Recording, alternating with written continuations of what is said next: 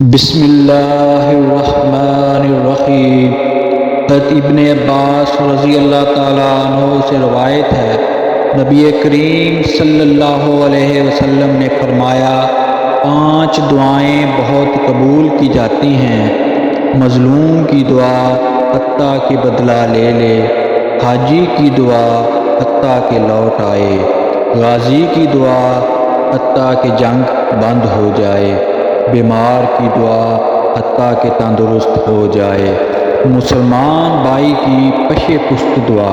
پھر فرمایا، ان سب میں مسلمان بھائی کی پشے پشت دعا زیادہ قبول ہوتی ہے۔ اس کے سر کے پاس فرشتہ مقرر ہوتا ہے کہ وہ جب اپنے بھائی کے لیے دعائے خیر کرتا ہے تو مقررہ فرشتہ کہتا ہے، آمین، اور تجھے بھی اس جیسا ملے۔